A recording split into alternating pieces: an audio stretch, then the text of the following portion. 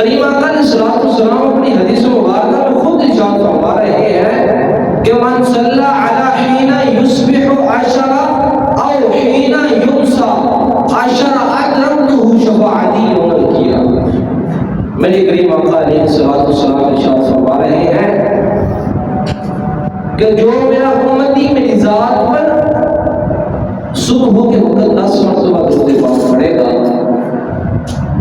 شام کا وقت ہوگا میرا امتی 10 مرتبہ پھر درود پڑھے گا، ادرکته شفاعتی یوم القیامہ، روز قیامت میں اپنے اس امتی کو جنت میں لے کر جاؤں گا، رب العالمین سے اس کی سفارش کروں گا، رب العالمین کی بارگاہ میں اپنے اس امتی کی شفاعت کروں گا.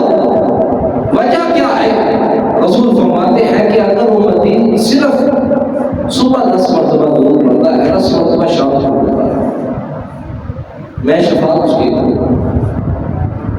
آج اگر ہم دیکھیں، اگر کسی محفل میں 100 بندہ ہے، کسی علاقے میں 100 بندہ ہے، 1000 بندہ ہے، اگر اندازہ لگائیں یا پوچھیں کسی کی خواہش کا پتہ لگوائیں تو سارے کے سارے بندے چاہیں گے کہ حشر کے میدان میں، یوم الدین میں، یوم میعاد میں، یوم الحساب میں، حشر کے اس سخت دن میں میں بھی چاہتا ہوں کہ حضور کی شفاعت مجھے نصیب ہو جائے. سارے ہر مسلمان بندہ چاہے، ہر مومن بندے کے دل میں یہ خواہش ہوگی کہ میں چاہتا ہوں کہ رسول اکرم کی شفاعت اور رسول اکرم کی سفارش مجھے مل جائے.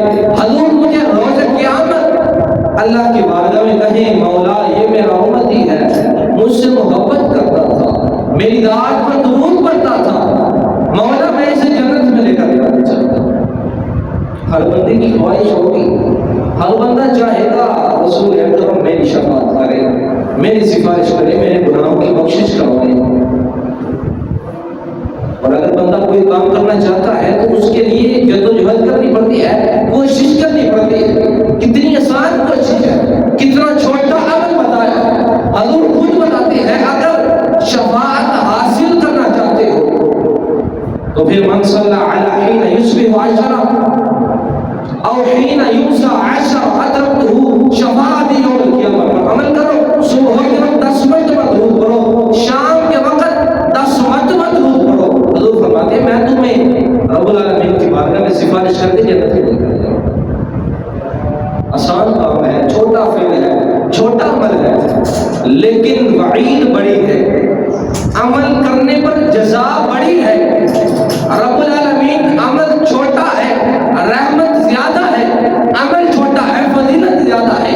عمل چھوٹا ہے لیکن اس پر ملنے والا اجر زیادہ ہے.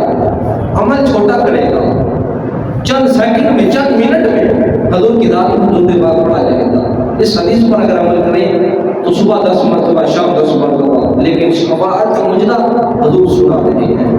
بے شک مجدہ شفاعت کا سناتے جائیں گے، آپ ہوتے جائیں گے، ہم کو گزارتے جائیں گے. روز قیامت وہی ذات جو ہمیں اللہ کی بارگاہ میں سفارش کر کے جنت کا رستہ دکھائے گی، جنت کی طرف لے کے جائے گی حضور کی بارگاہ. بہرحال کریم آقا علیہ السلام کی حدیث مبارکہ ہے. حضور علیہ السلام فرماتے ہیں روز قیامت ہوگا، حشر کا میدان ہوگا، رب العالمین اعمال کا صلہ دے گا. جس نے اچھا عمل کیا رب العالمین جنت میں بھیجے گا، جس نے برا عمل کیا اسے اس کی جزا ثواب ملے گی. رب العالمین جہنم میں داخل فرمائے گا. جب جنتی جنت میں چلے جائیں گے، جہنمی جہنم میں داخل ہو جائیں گے، کریم آقا فرما رہے ہیں ایک مکھی ہوتی ہے، مکھی ایک چھوٹا سا جانور ہے، کیڑا ہے، مکوڑا ہے. حضور فرماتے ہیں رب العالمین اس مکھی کو جہنم میں داخل فرمائے گا. وجہ کیا ہے؟ ایک مکھی کا کیا قصور ہے؟ ایک مکھی کی سزا کیوں ہے؟ اس کو سزا کے طور پر رب العالمین جہنم میں نہیں بھیجے گا، بلکہ رب العالمین اسے جہنم میں اس وجہ سے بھیجے گا کہ جہنمیوں کو ایک تو عذاب دے، دوسری وجہ سے مکھی ان جہنمیوں کو ستائے، انہیں سکون کا سانس نہ لینے دے، اس وجہ سے اس مکھی کو رب العالمین قیامت کے دن جہنم میں داخل فرمائے گا۔ لیکن ایک مکھی ایسی ہے، توجہ، ایک مکھی ایسی ہے جس کو رب العالمین قیامت کے دن بھی جہنم میں نہیں بھیجے گا، بلکہ اس کا داخلہ جنت میں ہوگا۔ علامہ دبیری رحمۃ اللہ علیہ نے اپنی کتاب میں لکھا، فرماتے ہیں کہ رب العالمین شہد کی مکھی کو روز قیامت جنت میں داخل فرمائے گا۔ وجہ کیا ہے کہ جب شہد کی مکھی پھولوں کا رس چوسنے کے لیے، شہد کو بنانے کے لیے پھولوں کا رس چوسنے کے لیے جاتی ہے، رستے میں حضور کی ذات پر درود پاک پڑھتی ہے۔ جب پھولوں کا رس چوس کر شہد بنانے کے لیے اپنے چھتے کی طرف آتی ہے، حضور کی ذات پر درود پڑتی ہے۔ اسی وجہ سے اللہ رب العزت اس شہد کی مکھی کو جہنم سے بچا کر، جہنم کی گرمی سے بچا کر، جہنم کی آگ سے بچا کر، عذاب نار سے بچا کر جنت میں داخل فرمائے گا۔ علماء فرماتے ہیں اگر ایک مکھی حضور کی ذات پر درود پڑھنے کی وجہ سے جنت میں جا سکتی ہے اور حضور کا امتی درود پڑھے گا تو کیوں جنت میں نہ جائے گا؟ یہ درود پڑھنے کی فضیلت علماء نے لکھی ہے۔ اگر بندہ سمجھے تو اپنی عادت بنائے، اپنا معمول بنائے کہ جب بھی وقت ملے، جب بھی موقع ملے، حضور کی ذات پر درود پڑھتے رہے۔ اس لیے ہمیں چاہیے اپنی عادت بنائیں، اپنے ہاتھ میں تسبیح رکھیں۔ تسبیح رکھنا مشکل ہو، کاؤنٹر کی صورت میں اپنی انگلی پر رکھیں کہ رب العالمین کے محبوب کی ذات پر درود پڑھے تاکہ رب بھی راضی ہو، رب کا محبوب بھی راضی ہو۔ کریم آقا علیہ السلام کی حدیث مبارکہ آپ نے سن رکھی ہوگی، حضور فرماتے ہیں کہ دعا بندہ مانگتا ہے لیکن دعا آسمان و زمین کے درمیان اٹک جاتی ہے۔ جب تک درود نہیں پڑھتا رب العالمین اس دعا کو قبول نہیں کرتا۔ حضور کی ذات پر درود پاک پڑھنا کتنی فضیلت والا ہے۔ اگر کوئی صاحب عقل بندہ سمجھ جائے، اپنا سارا وقت حضور کی ذات پر درود پاک پڑھنے میں مصروف فرمائے۔ حضور نے فرما دیا اپنے وصال ظاہری سے پہلے، میرے کریم نے فرمایا میرے وصال کے بعد رب العالمین ایک فرشتے کو میری قبر پر مقرر کرے گا، اس کی ڈیوٹی لگے گی۔ اس فرشتے کا کام کیا ہے؟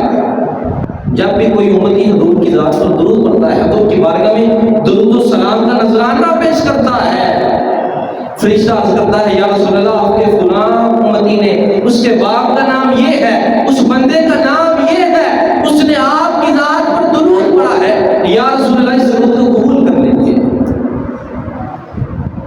تو بندے کا نام حضور کی بارگاہ میں لے جاتا ہے۔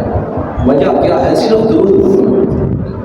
اللہ تعالیٰ سے دعا ہے رب العالمین درود پاک پڑھنے کی، کثرت کرنے کی، جہاں درود پڑھا جائے ادھر بیٹھنے کی توفیق عطا فرمائے۔ حضور سے محبت کے ساتھ مدینے کا تصور باندھ کر ہم درود پاک کی کثرت کرتے رہیں۔